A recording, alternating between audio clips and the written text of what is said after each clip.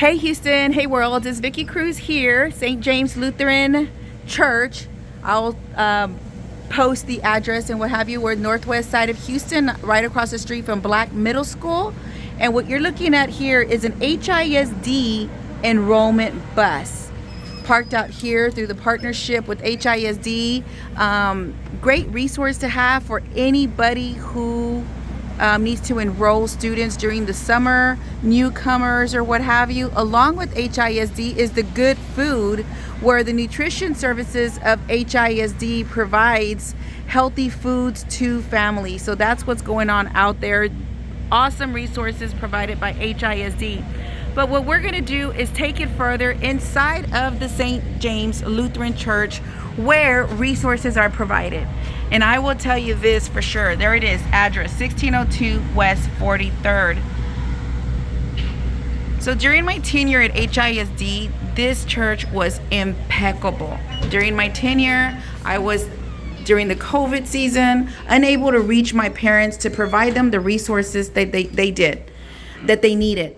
But through the arms and feet of St. James Church, they provided food, last minute requests for our families that were in need. They did scheduling. They, like I said, had the resources needed. And over here in this other pantry is just a little bit of everything. Clothing, I don't want to get all the way in there, but those are our volunteers, or the volunteers of St. James that came together. This worthwhile organization also provided, I'm going to just step further here in the classes, immigration resources, empowerment, parent empowerment, and engagement. So let me turn it. And next, Lily. Where's Lily at? Okay, so we're going to interview Lily really quick so she too can talk about the needs that they do have. As you know, that's what we want to do, is empower our community. Another video with somebody very, very special to Houston. Hold on. Okay, so this is Pastor Jeter here with the St. Lutheran's Church, who's going to tell you more about how families can request, that are in need, request services or food. Pastor? So usually what normally happens is like people call our office and they tell us like what is it that they need. Most of the time it is a lot of rental assistance. Some of them are getting evicted, so they need help with the to pay the rent. Some of them is just as simple, and I said as simple as just getting to pay the electricity bill, because they probably cut their electricity bill so they don't have money to pay.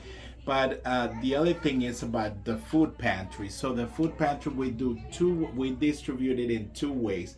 Number one is like we collect throughout the whole month. We collect a lot of stuff is from donations that people do. There's a church like Christ the King. There's a specific people that donate money to the pantry, which we call Mana. It used to be like something we used to do before it was like a big scale. And so we take that money, and then either the secretary or Mr. Robert, they go to whoever's doing any specials on cereals or any of the anything that we have, and they buy it. We try to buy like 100 at a time, and the reason why we do 100 at a time is like every month we partner with Kingdom Story, which is led by Pastor Chris and Pastor Rebecca, and they have a trailer with which store in the back of the church, and we make 100 bags. So we do 100 bags, and we put a little bit of everything on those bags, and then we load them in the truck. And we, through Kingdom Story, what they do is they have the website, and they partner where they're gonna be distributing. So we usually go to Sherman Lane, is usually one of our favorite places to go, because there's so many people that come here requesting food and clothing and everything else. So we go there, we get the food, and then we distribute.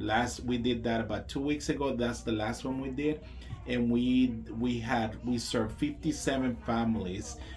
Each family had like 4 or 8 people within their family. So that's how it works. Wow, that's amazing work. And so if people wanted to call in, you said call into the church.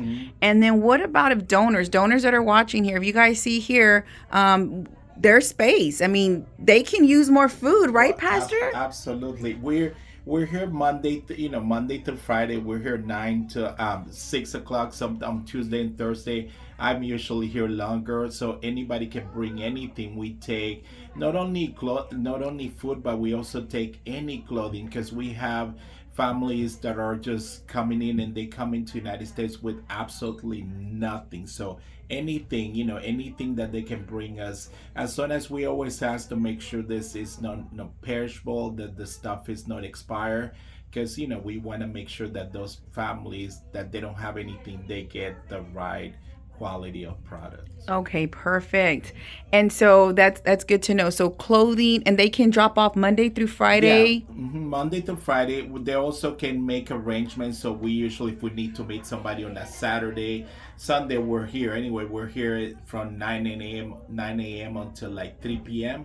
So if they need me to stay longer, any of us to stay longer, we will definitely do that. Anything that we can, any help that we can get is really appreciated. Now this church here, I mean, you guys are doing some amazing things, also providing GED, ESL classes for the clients. All Yeah, we right? do immigration. We do. We right now during the summer we have a break because we have a summer camp, which is another program that we offer. Normally we open to about 50 kids in the community, and we feed them. We teach them. We keep them here from 9 a.m. till 3 p.m.